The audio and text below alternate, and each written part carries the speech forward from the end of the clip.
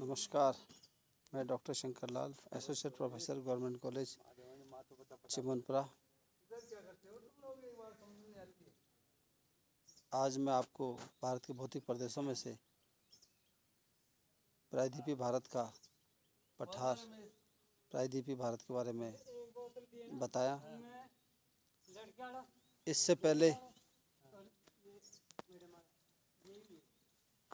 प्रायद्वीपीय भारत के अरावली की पहाड़ियाँ, सह्याद्री पर्वत श्रृंखला, सतपुड़ा की पहाड़ियाँ, नीलगिरी की पहाड़ियाँ जो कि पश्चिमी भाग में स्थित है, इनके बारे में अवगत कराया था। और अब मैं पूर्वी घाट पर स्थित जो कि भौतिक विभाग है, उनके बारे में वर्णन करूंगा। मैं पूर्वी घाट भारत के पूर्वी जो तटीय क्षेत्र है उसके समानांतर है।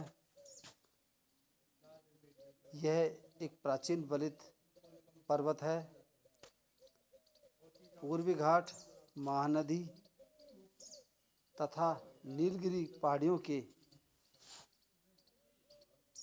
मध्य स्थित है। इसके हम दो भाग कर सकते हैं, महानदी तथा नीलगिरी की गोदावरी की पहाड़ी, महानदी तथा गोदावरी नदी, और गोदावरी नदी नीलगिरी पहाड़ी।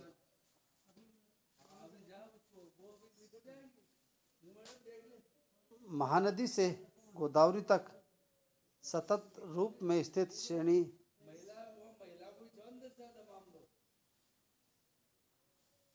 नदियों द्वारा अपरदित हो जाने से असतत हो जाती है।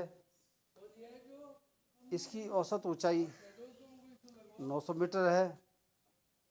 इसकी सर्वोच्च चोटी अरामाकोंडा है जो कि 1680 मीटर ऊंची है, आंध्र प्रदेश में स्थित है। पूर्वी घाट की विभिन्न चोटियां निम्न रूप से है।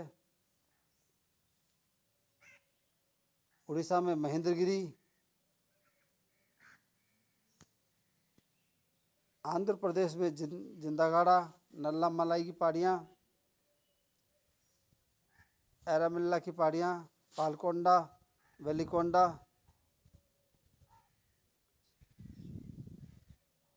जवादी व शिवराय, पंचामलाई, सिसमलाई आदि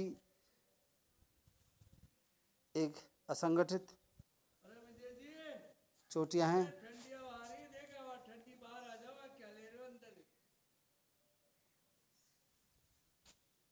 अब अगर हम तुलना करें पूर्वी घाट व पश्चिमी घाट की, पूर्वी घाट यह महानदी से नीलगिरी पहाड़ियों के मध्य स्थित है। यह प्राचीनतम बलित पर्वत है। पश्चिमी घाट यह तापी नदी से कन्याकुमारी के बीच स्थित है। पश्चिमी घाट यह एक भ्रंश कगार है जिसका निर्माण प्रायद्वीपीय भारत के एक भाग के टूटकर गिरने से हुआ है।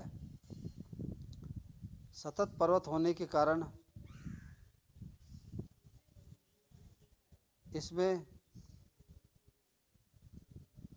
थाल घाट, घोर घाट और पाल घाट, सिनकोटा दरे स्थित है, जो कि जिन्हें गैप्स भी कहते हैं। इन गैप्स में के द्वारा ही दक्षिण से पूर्व की तरफ या पश्चिम से पूर्व की ओर यातायात के साधन के द्वारा गुजरा जा सकता है।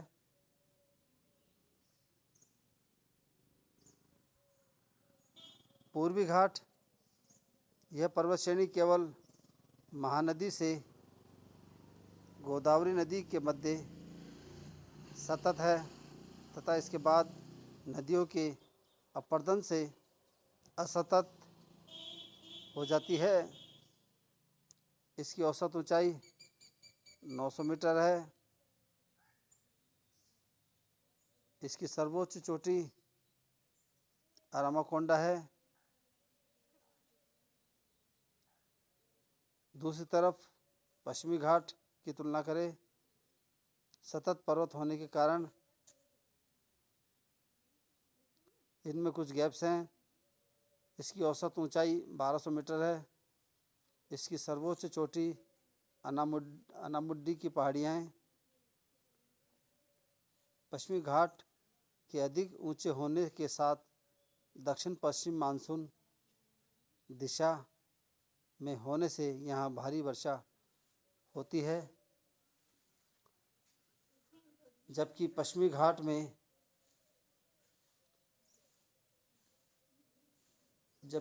घाट में मानसून पहाड़ियों के विपरीत होने के कारण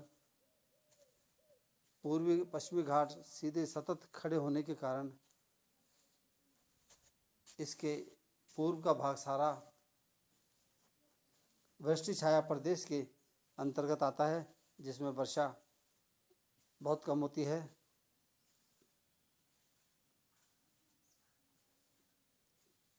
पश्चिमी घाट यहाँ उष्णकटिबंधीय सदाबहार वनस्पति पाई जाती है।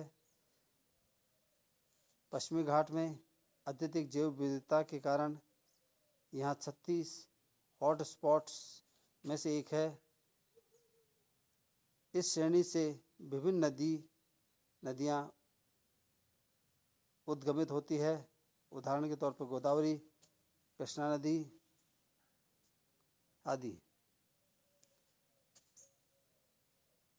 पूर्वी घाट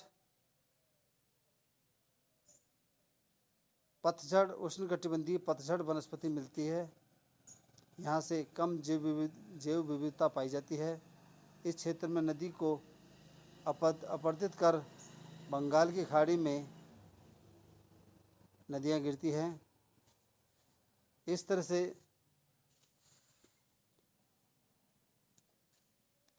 शेष बचा हुआ भाग जो पूर्वी घाट है, इस बारे में मैंने अवगत कराया। Thank you.